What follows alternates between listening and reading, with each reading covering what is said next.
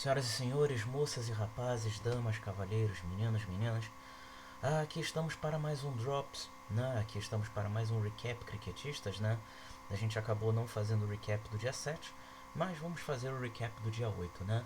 No recap do dia 6 a gente tinha falado sobre o como que iria se decidir o grupo A, que na verdade eu troquei as bolas, né? O grupo B se decidiu com no caso Escócia e Bangladesh, e o grupo A estava se decidindo com Irlanda e Namíbia. Pois bem, Namíbia passou. No caso, se falou muito do grande resultado da Namíbia, mas existem algumas coisas que eu gostaria de falar acerca disso, né? A primeira delas é que a Irlanda não é acostumada com o formato 2020. Por mais que eles estejam na Copa do Mundo, por mais que eles sejam full members, se a gente for acompanhar a seleção irlandesa, a gente vai ver que não existe um preparo para o 2020, mas existe um preparo para fazer um time. E foi exatamente isso que aconteceu. A gente tinha alguns jogadores que são realmente bons e outros jogadores que nem tanto, né? Tanto que os realmente bons fizeram alguma coisa no bastão. A gente via o bom Paul Sterling fazendo alguma coisa, o Kevin O'Brien também, o Balbernay, mas agora desceu. Mas como que eu até confiava um pouco mais no Simi Singh, eu achei errado eles colocarem o Simi Singh de décimo.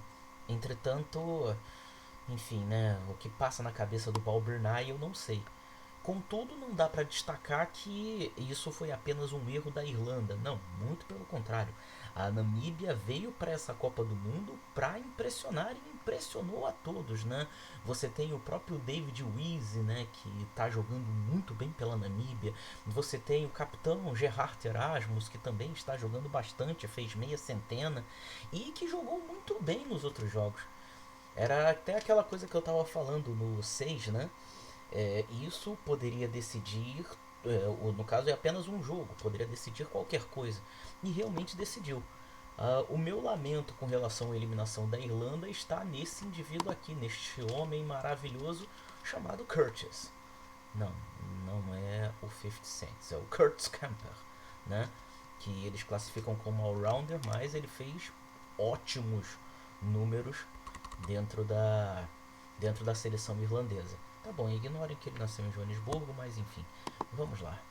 No caso, a gente já falou agora sobre este jogo, né, sobre Irlanda e Namíbia, e agora sim vamos falar sobre o que eles chamam de Super 12, né, onde a gente teve um jogo do grupo 2 e um jogo do grupo um. Na verdade, dois jogos do grupo um, desculpe. A gente teve o jogo em que, para mim, a Austrália surpreendeu a vencer os Proteas, né?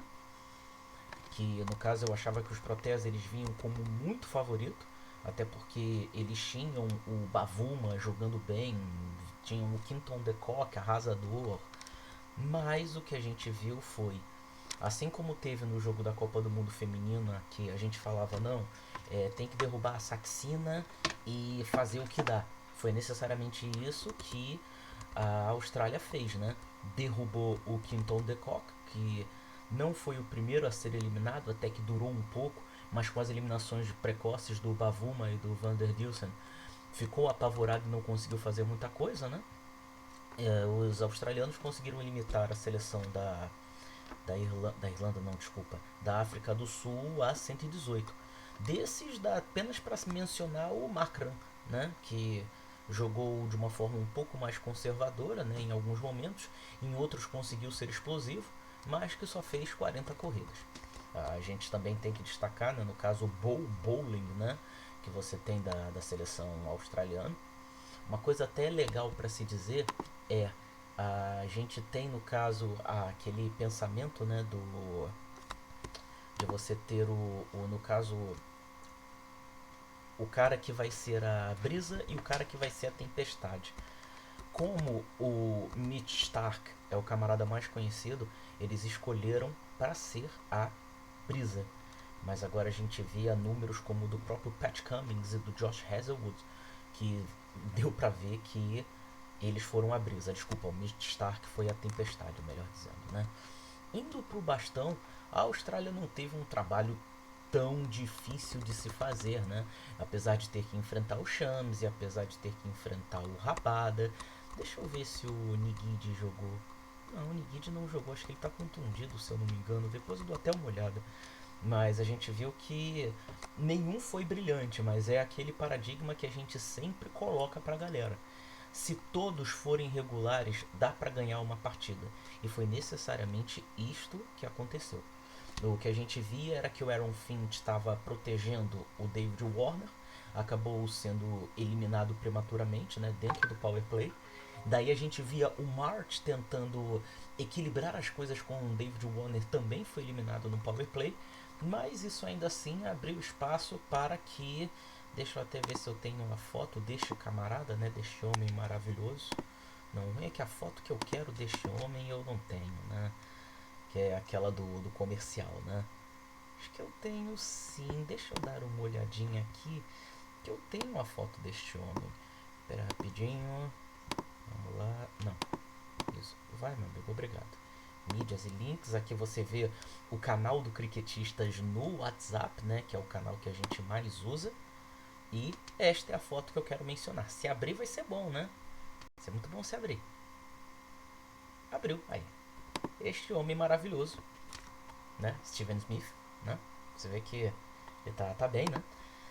Mas brincadeiras à parte, o que a gente viu foi uma Austrália que jogou aquilo que precisava jogar para vencer os protestos. Contudo, apesar da gente ter, para mim, esse resultado que foi meio que um choque, né? Apesar da gente estar falando da Austrália ter ganho da África do Sul, né? O resultado que mais impressionou foi o do jogo ajoelhou tem que rezar, né? Caribe perdeu para a Inglaterra de uma forma que, rapaz, é para botar a mão na cabeça, sem zoeira. É para botar a mão na cabeça, porque o que a gente viu foi isso aqui, ó. Run rate horroroso. O único que passou de 10 corridas, que chegou aos 2 dígitos, foi o Chris Gale. Enfim, foi um jogo para esquecer, literalmente para esquecer do Caribe. Se colocava alguma hype dentro deles, né, jogando esse jogo, mas assim, a gente pensava que o problema deles era com relação à primeira classe, né, era com relação aos 50 turnos e ao teste. Mas a gente vê que o buraco está sendo muito mais embaixo, porque é um resultado assustador. Óbvio que a gente não pode esquecer da Inglaterra. Até aí, tudo bem. Entretanto, quando você vê uma equipe perdendo desta forma, é mais uma incapacidade da equipe que perdeu do que uma super capacidade da equipe que ganhou. Se a gente for destacar alguns jogadores ingleses, a gente pode destacar entre eles o Adil Rashid, que para mim deveria ser o homem do jogo, não o Moena ali.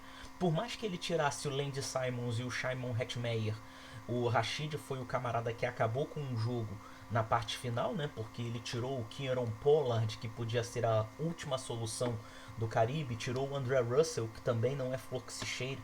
Não vou nem contar o McCoy e o Rampol, mas enfim. A gente vê que a Inglaterra até jogou de uma forma um pouco desleixada quando foi pro bastão, né? Que também precisava alcançar só 55. 55? Não, foi 56. Isso. Precisava alcançar só 56, então não precisava de muita coisa. Mas me assusta. Me assusta. Eu acredito que no próximo Cricketistas, dependendo dos próximos resultados do Caribe, a gente vai ter muito o que falar deles, né? Porque o colapso que a gente estava vendo em outros formatos se estendeu para o para o formato da para o formato 2020, que era o formato mais forte. E para não dizer que eu esqueci deles, porque eu já estava esquecendo, eles tiveram um resultado igual ao que teve Holanda contra a Sri Lanka. Talvez se pense, poxa, não, que resultado maravilhoso do Sri Lanka. Sim, foi. Mas a gente deve levar em consideração que a Holanda não tem aquela força toda rebatendo. Infelizmente, a gente vê até mesmo nos últimos jogos da seleção holandesa que ela é uma seleção empenhada no bowling, é uma seleção empenhada no fielding, mas no batting eles não têm pai. A gente espera bastante de jogadores com experiência de county, como o próprio Myburgh, o Dowd e o Cooper. A gente espera que o Bas Delide honre o nome, né? Porque, para quem não sabe, O Delide foi filho de Ronald Delide, o maior jogador da história, o maior jogador da história da Holanda, melhor, Países Baixos, né? Deixa eu até colocar aqui, cricket, que aí eles vão simbolizar, que agora eu não lembro se é Ronald ou Roland. Não, é Tim. Deixa eu dar uma olhadinha aqui. Tim Delide, se eu não me engano, isso, Tim Delide. Eu sabia que era uma coisa diferente. Deixa eu só dar uma olhada. Isso, Tim Delide, que é pai do Bas Delide, né? Que foi um grande jogador, talvez o maior jogador da história, né, da seleção dos Países Baixos, mas que cada jogo que passa a gente vê que ele não está conseguindo provar nada, né? Para ter noção, apenas o Colin Eckermann conseguiu mais do que uma dezena dentro dessa situação. Colin Eckermann, que é um jogador importado, né? Puder. Vamos lá, deixa eu só ver como é que ficou o Sri Lanka, só lembrar. O Sri Lanka não precisou de nada, né? O Sri Lanka fez muito pouco. Kusal Pereira jogou muito bem. No caso, os demais foram figurantes. Não tinha nem muito que os bowlers da seleção dos Países Baixos tinham que fazer. E acaba que essa Copa do Mundo se desenha para o inevitável, né? Que no caso que é a parte final tendo no Ásia. E a gente vai ter, no caso, um belo domingo asiático nesse dia 24, né? A gente vai ter, começando às 7 da manhã, o jogo entre Bangladesh e Sri Lanka. Eu começo a achar que Bangladesh quis perder para a Escócia para escapar de Índia contra Paquistão, né? E o confronto nuclear entre Índia e Paquistão. Eu não vou ficar falando aqui acerca dos problemas na Caxemira, isso, Caxemira. Não vou ficar aqui falando sobre os problemas na Caxemira e tudo mais, esquece. Mas o que a gente sabe é que é um jogo em que, para quem ganhar, vai ser bom, mas de uma forma bem esquisita não, para quem ganhar vai ser bom, mas para quem perder vai ser horroroso. Então é um jogo que, no caso, vai dar às 11 horas da manhã, vai passar pela Star Plus e quem puder ver, veja. Porque a gente vai ver o embate entre Babar Azam e Virat Kohli. Honestamente, se eu fosse dizer alguma coisa, eu diria que a favoritaça é a seleção da Índia. Entretanto, a gente não sabe como vai se comportar o Paquistão sob essa pressão. Vamos ver então como é que tá a classificação depois desse primeiro dia de Super 6, né? Deixa eu dar uma olhada aqui. Não, a gente está vendo no caso, o first round, isso. A Inglaterra está liderando com um net run rate que obrigado Caribe. E em segundo lugar está a Austrália depois da surpreendente vitória contra a África do Sul. E amanhã a gente vai ter, deixa eu dar uma olhada no full table porque só aparece em 4 aqui. Não é. Não, peraí. Tem que abaixar. Obrigado. Isso. Então, no caso, peraí. Eu pensava que eram 6. Eu devo estar vendo alguma coisa errada. Deixa eu ir no da Copa. Deixa eu ir no outro. Deixa eu ir no outro aqui rapidinho. Que eu devo estar vendo alguma coisa errada. Enfim. É ICC T20 World Cup. Ficou old cool, mas tá tudo bem. Vocês vão me desculpar. Sky Sports. Vamos Cambal.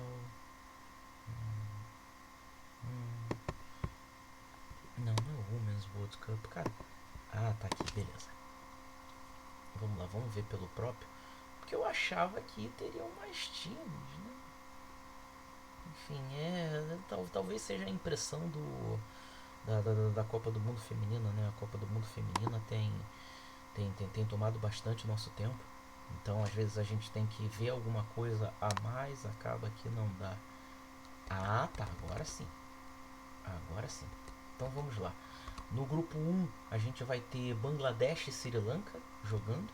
E no grupo 2, a gente vai ter Índia e Paquistão. Ah, tá, agora sim deu pra ver essa situação numa boa, né? Então, peço pra galera para sintonizar na Sky Plus, não, desculpa, Star Plus, que é aonde está sendo exibido isso pra cá pro Brasil, né? E a gente vai tentar nesse próximo domingo, né? Ou melhor, hoje, porque já são meia-noite e 16 aqui, postar como que ficaram esses próximos jogos. Beleza? Um abraço a todos, um ótimo domingo e muito cricket pra galera.